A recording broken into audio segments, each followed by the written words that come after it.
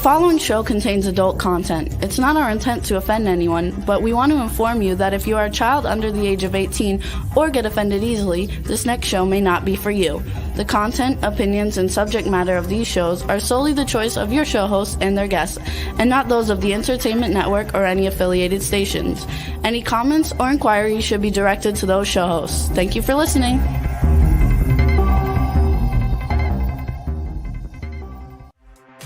Hey everyone, and welcome to 50 Shades of Bullshit. I'm your host, Christine Lalonde, and this is the podcast where we uncover the truth about online dating. Now let's begin. Hey, good afternoon or evening, everyone.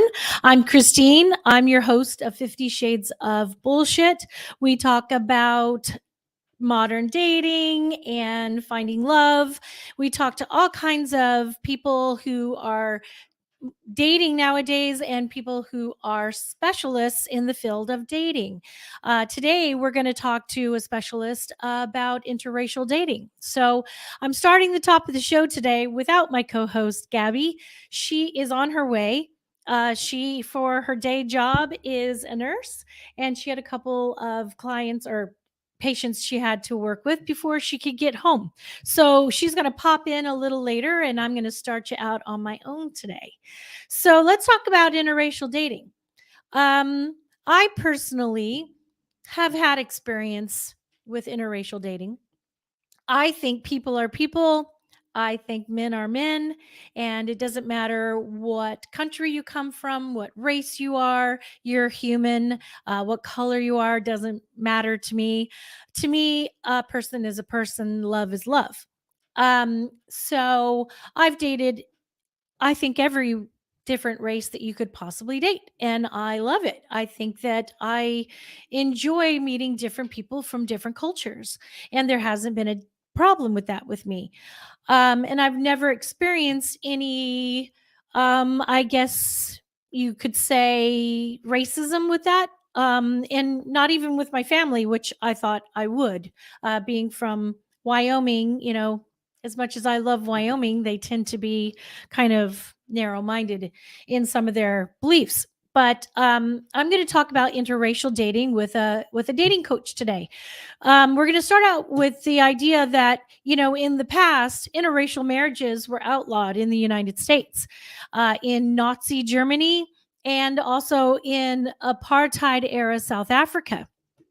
Interracial marriages only became legal throughout the United States in 1967, if you can believe it. Unfortunately, interracial couples still experience difficulties by virtue of the fact that racism still exists in our society in a deep level, which just blows my mind. I don't get it. But here today, talking with us, is April Cofie, also known as April the Loveologist. She's pretty cool. She is a certified dating coach, and she specializes in interracial dating. In July of 2021, April published her first book, What Your Mama Didn't Tell You About Dating, and she's going to talk to us about that today. It's a pretty cool book. April discusses openly race and cultural differences. She provides her clients with a weekly wisdom nugget as they progress through their interracial dating experiences that is drawn especially from her dynamic masterclass in the Authentic Love Academy. Welcome to the show today, April. Thank you. Thank you for inviting me and having me here. I'm excited about this. Thank you all. I'm really happy to see you. So I've really enjoyed getting to know you in our group that we're in for the dating specialists. And I think it's really cool. So hi. So tell me, April, how did you get into being a dating coach? Well, a few years ago, after being single for quite a while, I decided that I wanted to be married again. And so I began to research and look and learn because I was like, oh, wait, hold on. Dating has made a 180-degree turn without you. You need to go learn about this. and how it works in this century. So Yeah, it's changed a lot, huh? How yes, long were yes. you married? I was married for about 4 years Hmm. and single for over 30. So it changed. Oh my God. So Oh my God.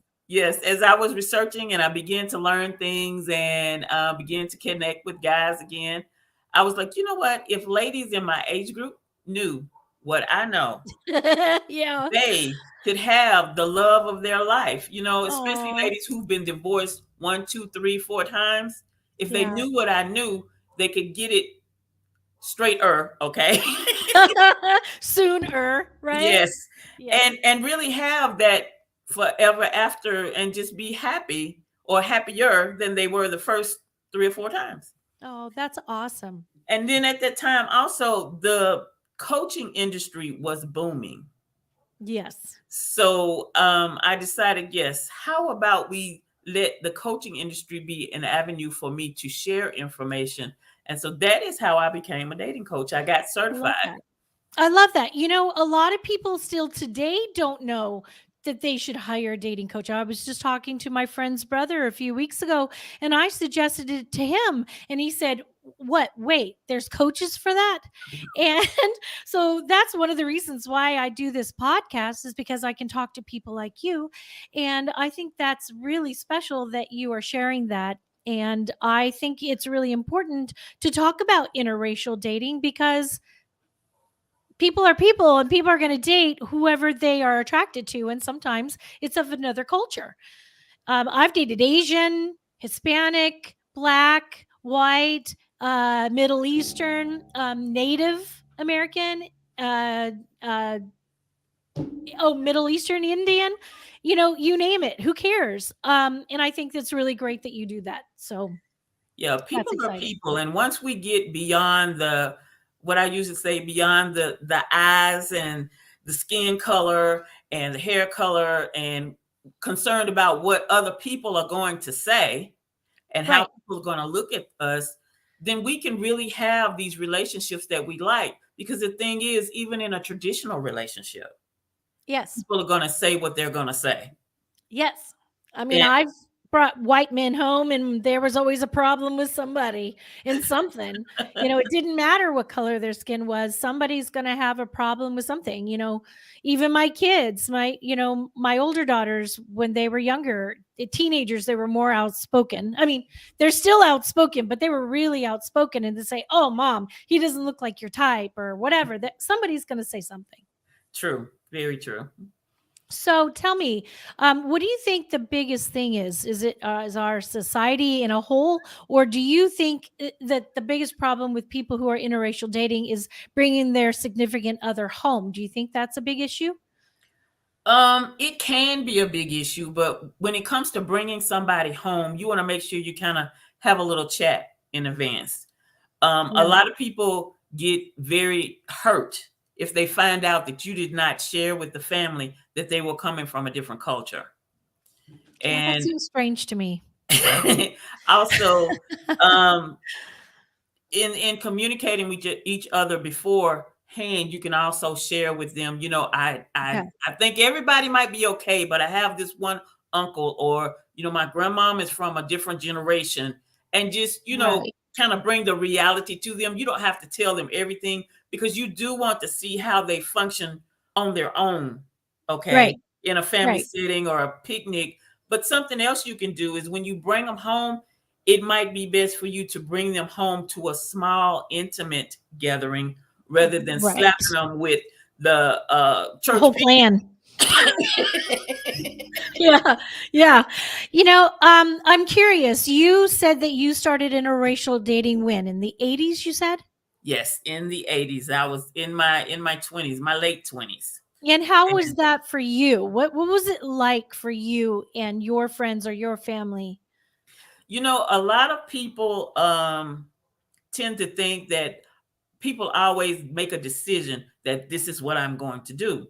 And that's not always the case. No. Um, and as far as my family, they did not get to meet him because I was out of town. And so we met, we both found out that we had things that in common, such as we both were retail managers. Oh.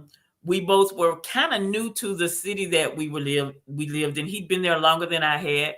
Okay. And we liked eating at the same types of restaurants. There was a lot of things that we liked to do together. And as we developed a friendship, it just kind of developed. And then, he had the skills to take it to another level. So it does take a skill, doesn't it? Yes, we dated for a while. And then another thing too, when it comes to interracial dating, the cultures and their thoughts are different. So one of the things that I like to say, especially to African American women, is that don't let things or thoughts that are running through your head cause you to lose what could be the best relationship you ever had. Yeah. And that's one of the reasons why I'm not with this guy now, because things started running through my head and I started getting these negative ideas. His parents were going to come to the building that we work in, and I couldn't go meet them because I was going to have to work. So they were going to dinner. And so when I got done working, I was walking down the hall. There was nobody in the hall. And then I started hearing voices. And I was like, I heard his voice. And then I heard their voice. And I was like, oh, that's them. But they were way down the hall and they didn't see me. And at that moment, my head started all these thoughts. They're not going to approve of me. They're not going to like me. I'm not going to be good enough. And that's what I like to share with particularly African-American women. Don't mess up something that probably could have been the best relationship you ever had by letting those thoughts run through your head. Do you think it was those thoughts that caused a problem or a rift between you and him? It did, because after that, I may have talked to him once after that, but I'm the one that disappeared. Did you met the family then? No, I didn't. I didn't even meet them. Like I said, all of those thoughts, they were way down the hall, and all of those thoughts started running through my head. And I just, that insecurity gripped me. That's sad. Yeah. And so that is one of the reasons why I like sharing with people, because I can help people understand what things may happen and help them go ahead and deal with them and face them before they get into a relationship. Right. So how's your family dynamic? Are they, just thrilled with whoever you choose, or do you think that there's issues in your family? Let me suggest that you brace yourself, okay? That's cute. In my immediate family, I am the oldest. Okay. I have a sister 6 years younger. Mm-hmm. She's married. She has no children. I have another sister, and I'm sorry, my two youngest sisters, I do not keep up with their ages. Next sister down. Nobody likes to be told what their age is. My next sister down is in her 30s, possibly 40s, and the next sister down is, there's a lot. To say 15, and she is Caucasian, and she was kind of adopted into the family. That's amazing. So, I have two cousins who are in my age group, and when they went off to war, they came back with Korean wives. Oh, cool. So we have different cultures sprinkled throughout our family, my extended family. But I love that. Wanted to brace you, because in my immediate family, we do have a Caucasian little sister. I love that. I'm sure she's cherished. She is. That's really cute. I love that. I'm from Wyoming, and quite frankly, I grew up in Wyoming in the 80s, and there was never any other culture in our town but Caucasian. And when I was in grade school, late grade school, middle school, high school, there was one boy that moved into town who was Puerto Rican. And nobody in school, nobody cared, nobody thought anything. But I'm sure there were some people somewhere who had a problem with it. But I wasn't really raised around different cultures. And when I left home, I went straight to Colorado. I was like, I'm getting out of here. And there were so many other cultures, and it just was so exciting to me that the opportunity to meet so many different people just blew my mind. I absolutely loved it. So I get it. So what made you decide to write your book? I love the title of it, by the way.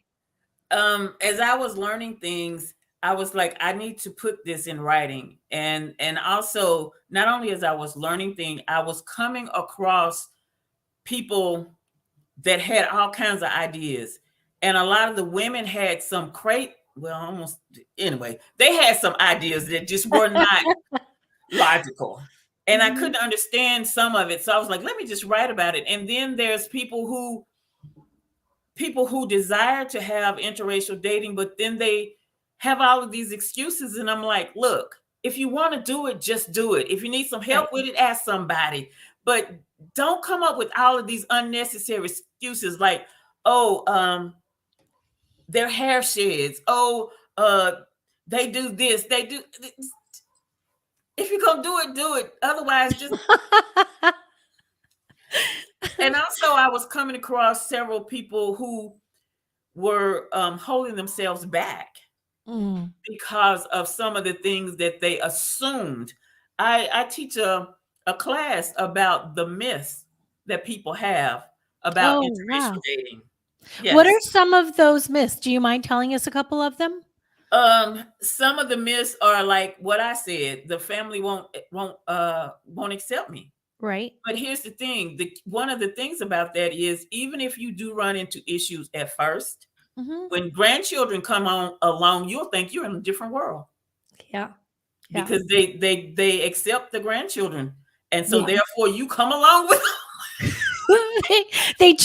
Children tend to be the bridge that brings two sides together. I love that. Another myth is your size.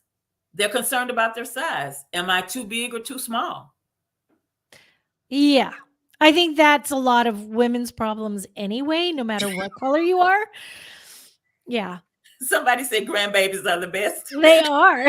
That's Dawn. Hi, Dawn. Yeah, grandbabies absolutely are the best. Yeah, I think they're really important.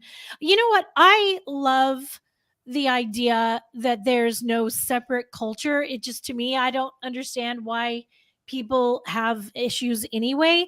I think that, breaking that, just like Sonia just said, I hope I just said that wrong, right? Sonia, breaking myths in interracial dating. Absolutely. I think it's really, really important. I mean, not just in dating, but in life. I mean, there's so many things that you're missing out on when you're not accepting another culture or another race. So I get it. It's just really hard when it comes to dating. People don't understand that. I think a lot of people are afraid. You know what will help people to not be afraid, whether they understand or not? If you want to be in an interracial relationship, and you seriously want to be in an interracial relationship, you need to take your mindset into focusing on that person, focusing on your relationship. Because when you have the bond, if this is really your person, okay, and they really want you, you work on that bond. And when you get that bond together, then together you can deal with what's going on with the outside world. You know how, what is it, Charlie's Angels, they all put their backs to each other and deal with other people. And my favorite, the Teenage Mutant Ninja Turtles, when they get to fighting, they all put their backs to each other and they take care of everything around from them. This is what you have to do in an interracial relationship so that it is successful, because that way you can deal with the looks. If the looks are bothering you, then you can talk to each other rather than getting up, going over ready to slap somebody. But true. You can deal with what's going on outside because you become a team and you love each other. You want each other to be happy and safe. Yeah. And that is one thing that will really help you in your interracial relationship. I want people to understand that our conversation isn't just about black and white. I have, one of my businesses is I'm an event coordinator. And about 10 years ago, I had this couple. They were the cutest couple.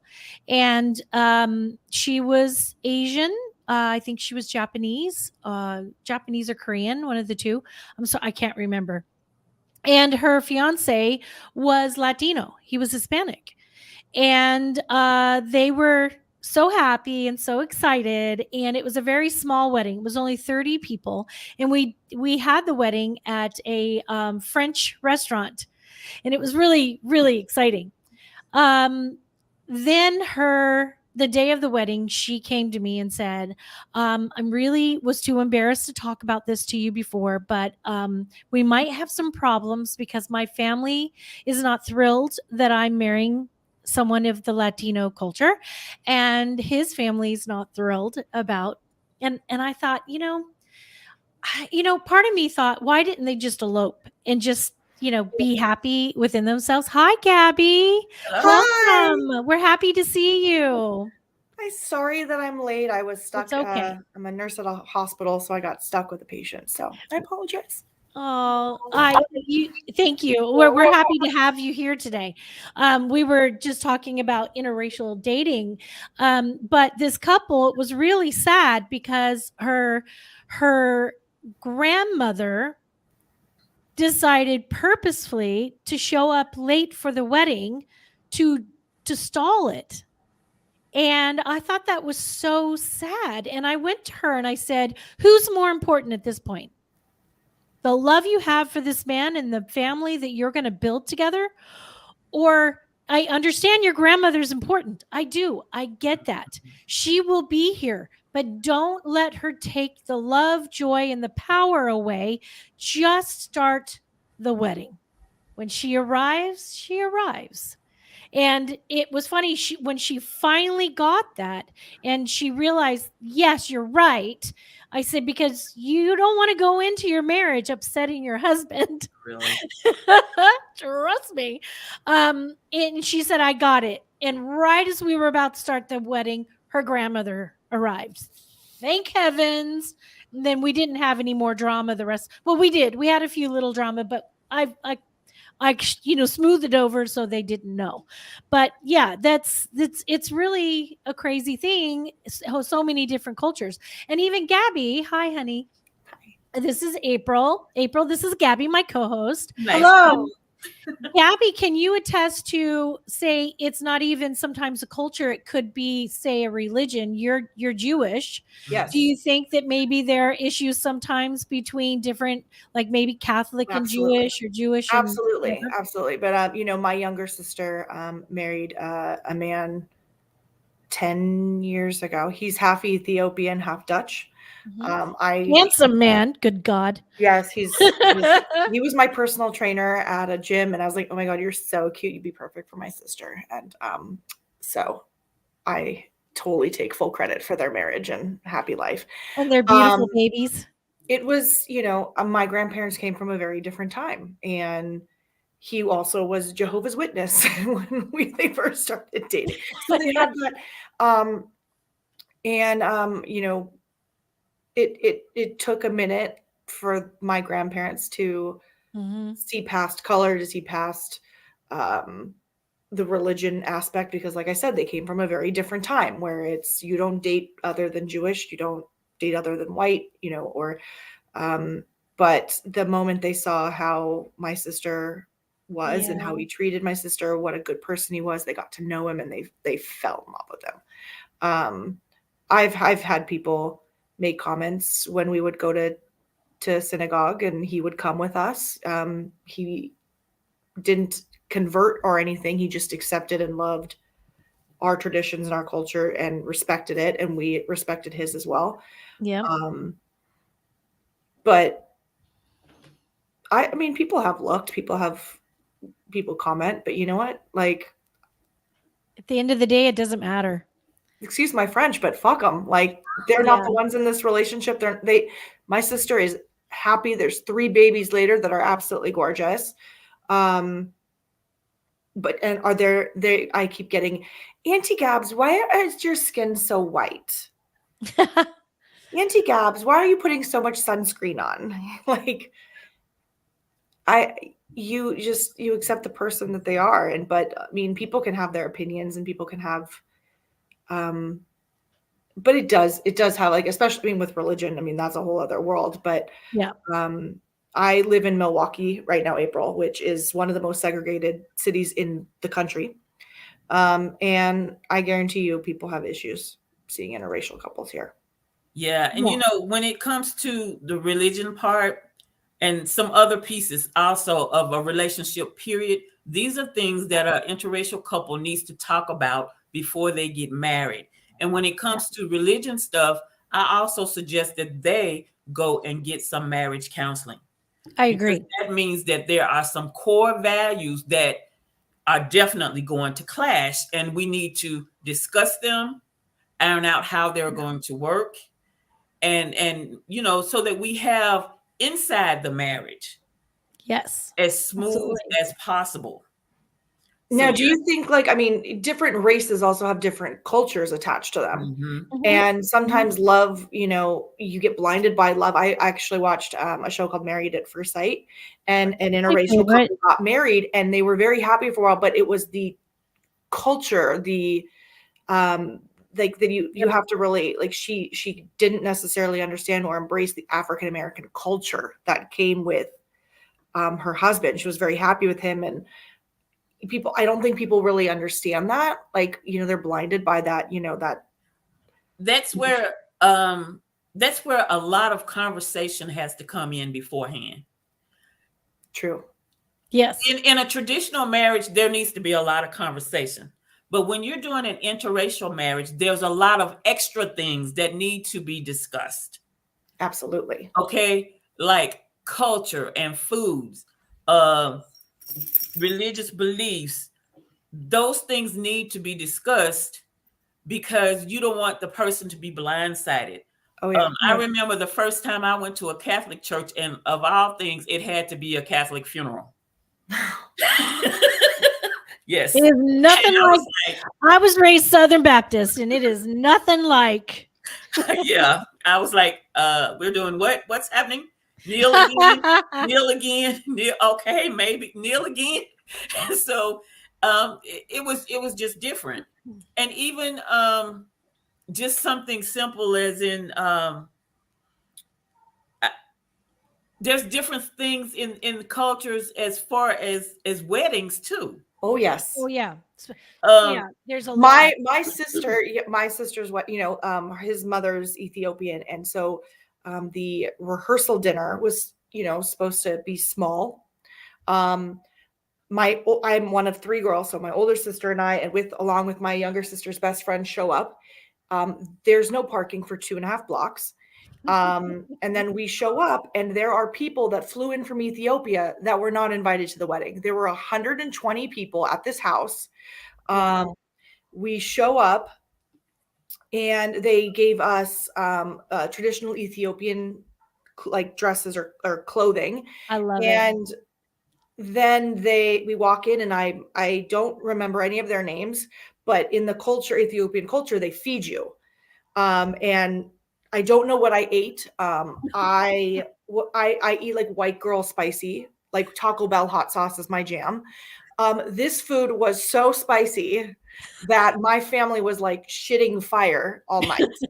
I was worried my dress wasn't going to fit, like, because I literally thought I lost so much weight. But then they had really a traditional Ethiopian wedding in the backyard, the dancing, the movements, the singing. Beautiful. It was an amazing experience. And then the next day, I mean, I called it Ethiopian time because his entire side of the family was late. I mean, there's Jewish time too, but wow, were they late? But everyone showed up, and then you see my side of the family wearing very nice pastels. It reminded me of the birdcage at the end of the movie, because then his side of the family had very, very bright, like just bright, beautiful, like neon and bright orange and bright red. They had a beautiful Jewish wedding, but then when he stepped on the glass, like my side like claps, and then his side goes, ah, la, la, la, la, la. It was the most amazing experience. That's awesome. Did they jump the broom, by the way? No, they didn't jump the broom. They That should have wasn't, sent the room. that's not an Ethiopian culture. It might be an African American I culture. think Yeah, I it's think it's an more of an African American thing. But then his mother made Ethiopian honey wine. Didn't really my side of the family didn't really understand how potent that was. My grandparents were drunk. They hadn't taken a cab since probably 1942. But they were slurring their words. Like, I mean, I was ready for my great aunt to start stripping. Like, it was freaking great. That's awesome. And I mean, it's been 10 years. I love his family. I mean, my brother-in-law's amazing. He's a firefighter now and loves my sister. Like I said, 3 babies later, I talk to them almost every day. I'm obsessed that they're amazing and yummy. But those definite cultures it's not even just the people in the relationship. It's the families that are attached to those people that have to understand and accept, I guess, at the end of the day, That's what we were talking about is, the dynamic between the families. Yeah. And the conversations that the couple has to have before they even have those conversations with the family. So April, tell us more about your book. Well, so Gabby, do you know the name of her book? Tell her the name of your book. What Your Mama Didn't Tell You About Dating. It's right on the wall behind me. Yeah. I'm getting this book immediately. Where have you been all my life, April? Like, I needed that damn book a while ago. Yeah. Most of us do. Yeah, tell me about that for sure. A lot of things that a lot of people may not be aware of that happen in various cultures with this book. When I wrote the book, because now the book is a year old, when I wrote the book, I was really writing it towards women. And I was really telling women about some of the things that we do, some of the thoughts that we have. We need to get rid of them. And our parents didn't tell us that. I know a lot of ladies in an older bracket or kind of in my age group, we were what they called like latchkey kids, I believe is what they called us back then. And so our parents were busy working. They were busy, making sure that we had what we had. And a lot of us never had that nice, calm conversation with our mom about dating. Yeah. And I didn't. And my mother never talked to me about dating. My mother read the book and she was like, let me see what you put in that book. And you said everything's in the book is nothing you talk to me about. She's in her 80s. And so, there was things. The first thing is you were not encouraged to date interracially. Because back in the 60s and all of that, it was dangerous, and it did happen. A lot of couples, you can find a lot of couples in history, but it was just so dangerous that a lot of people didn't. And I know that, and you'll find a lot of people who were really, really interested in dating interracially in their younger years, and they just wouldn't date or marry anybody because they wanted what they wanted. Right. I know a lot of people are unfamiliar with the fact that I'm saying ladies, but if you're dating a guy, he may want you to go on a weekend trip and it may be out of the country. How about you want to have that passport ready, okay? Because I'm sure your mother probably didn't tell you that either. You want to know what my mother told me when I left home? She said, don't bring home a black man. Yeah. And you know what happened? I looked for the first black man to come home with me. I was like, really, mother? God rest my mother's soul. She's not here anymore. She would say, yep, that's exactly what I said. But she did know that I dated interracially and she got over it. She was a good person. That is something also that we as African-American people heard in our families too, or didn't hear. And it was implied to not bring other cultures. Right. And so that is one of the things that holds people back from interracial dating, because they've had that so ingrained in their minds. And I believe I even talk about that in my book. Yes, I do. Yes, I do. I tell them, you are an adult now. Make decisions for yourself. Awesome. I love that. Absolutely. What's another thing that your mama didn't tell you? I got to hear more of this. I'd love to meet your mom, actually. I don't know why I just went blank, but we're going to come out of this blank here in just a minute. Hey, it happens to the best of. It happens on my best days, so trust me. Every episode. Another thing that Mama didn't tell you about that is a big deal right now is how to really be feminine. Because see, my grandmother taught me that, actually. Okay. Yeah, it was my grandmother. Yeah. So a lot of us are used to being women who are professional. We're used to leading. We're used to taking care of stuff in the house. There's so many single women out there, single parents, that is.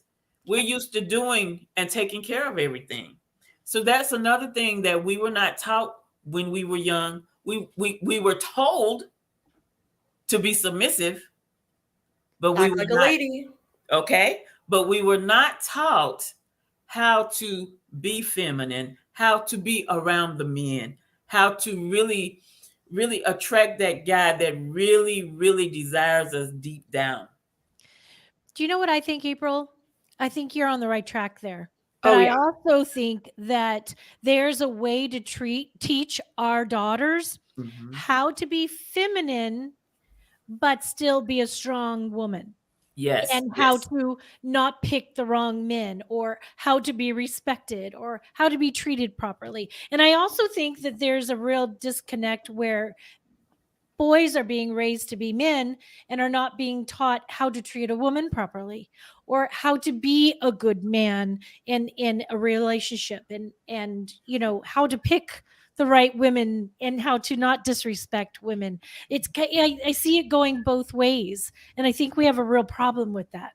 Now, I have a course that I teach, and it's titled this: Wearing the Hard Hat in the Office, but being the princess in the palace. Ooh, and what I like share is how you transition from being the boss to coming home and being the girlfriend, the wife, the mom, and all of that. Right. So you're right that that is a very big deal, because we are so used to being strong, and when you come home, your man doesn't want to deal with another man. Okay. True. I do think that there are men out there who like strong, independent women, but they also still, if you're talking about a heterosexual relationship, right. And even in gay and lesbian relationships, there's still a strong masculine role and a strong feminine role. So I think that that's okay to talk about. Yes, in a heterosexual, why can't I say the word, in a heterosexual relationship? Yeah. They do. And it's not that you're so strong that you're taking control, making all the decisions. These men are looking for women who are confident. That's a different kind of strong. Yes. Who are confident, who can make good decisions. I've shared with guys when I'm dating, that I was like, yes, I am a strong woman, because I don't tell them that. I let them find out, and then they'll say it to me. So I'm like, yes, I'm a strong woman, but you'll find that I'm flexible, and we can get along just fine. But believe me, if something should happen, if our relationship goes to 5 levels up and something should happen and I need to make sure you're taken care of, you'll see the strong woman. Yeah. I really think that a good, strong, healthy man has an even stronger woman having his back. Yes. Having his back and being a strong woman doesn't make you unfeminine. And, being feminine doesn't mean that you can't be, strong for the man. And I see a lot of words in my head, like strength in raising your children, strength in understanding that a relationship is 100% plus 100%. It's an equal partnership. Things like that. I completely agree with you. Yes. So that's just something that mom did not teach us. Yeah. She was concerned about other things, and when she comes home from work, she's she's got to cook dinner, and then she's tired. So Right. yeah. Yeah, exactly. We have a listener. She said, I could totally jump in on this conversation as I raise two strong boys who appreciate a strong woman. And I think that it's really smart for women who mothers who have young men who are raising them to understand what it's like to treat women. I think that there are so many mothers out there who are alone and raising the children by themselves, and sometimes men are not present in their children's lives, unfortunately. And I wish that was not the case, but not every mom is perfect, not every father is perfect. So I think that raising strong, independent boys and women to appreciate each other might be the right way to go. Same thing as, raising children to say you fall in love with who you fall in love with. Doesn't Yes. matter race, culture, religion. It doesn't matter. Love is love. Yeah. That's my opinion, though. Yeah. And one of the things that I also share a lot is that if the person is wanting to date you and they're from another culture, most of the time they have counted up the cost. And if they want to date you, and especially if they've decided you could really be their person, when I say they cross the line, they're coming. And if they really want you, they're going to keep coming, and they're going to protect you. Yeah. And if there are any of those issues that we talked about with the family that are really bad, they're going to protect you from them. Right. And that's one of the things that I know, particularly in the African American community, that people are concerned about is safety. Yes, I get that. I get that. So when you're in, like I said, when you're in an interracial relationship, you develop that bond. The bond gets stronger, and the two of you are going to look out for each other. Yeah. And that's where a good conversation comes in. Thank you, Sonia. When all of these deaths and things were happening just back to back to back to back, a lot of the young ladies were really being quite emotional. Yeah. So the thing is, when you're in an interracial relationship, you have to be able to talk about these things, and you've got to listen and be open and understanding of what that other person is feeling. Whether even if you don't understand it, you need to be understanding and allow them to express themselves and see what you can do to possibly help them feel better. But that's part of being in an interracial relationship. I think a huge part that, I have been hearing even more so over the last few years, being from a all white culture and all white town, and, not really having access to other races and other cultures and other religions, is I'm seeing now that when people are getting together and they're from different cultures or different races or whatever, they're having children together. And those children, they're going to have to learn to communicate on how to best raise a child in that kind of atmosphere. Because, say you have a black father and a white mother, or an Asian mother, or whatever. Let's just say that child is predominantly black. Their children are going to grow up in a society that, say, someone like myself is not going to understand. So we're going to have to listen and try to understand what that culture is going to be experiencing. Well, everyone wants to categorize someone. If you have darker skin, you're more black. Why aren't you being more black? Why aren't you being more white? Like, my nieces and nephews are mixed, and it's like people just want to put them in a specific category when who they are is a category, and who they are is just perfect and just fine. Yeah. It's very good for interracial couples to hang out, mingle, whatever, with other interracial couples. I think And that's that provides a Mhm. place for a safe place for your children to be as well, because they would be around other mixed children and they can discuss their challenges together and help them move along in life together like that. I was in a clubhouse room last week, and a gentleman was talking about. He said, "I'm in an interracial marriage," and he was saying, "Let me think. Yeah, all of our friends are interracial couples too, and That's cool. it is a good way for you to have support, and Mhm. and especially if you've got some challenging relatives, shall I say?" Yeah. Yeah, because it's not just going to be challenging relatives. It's going to be challenging coworkers, Yes, and it's going to be challenging Society, you know, especially I people think in based on where school. you live. yes. Oh, yeah, yeah, yeah. I think demographics, I mean, certain areas of this country. I mean, I'm originally from Los Angeles, April. That's how I met my best friend, Christine. I mean, it's more integrated and more accepting than, I mean, like I said, I live in Milwaukee. It's the most segregated city in the country. They have their pockets. They don't really cross mingle too much.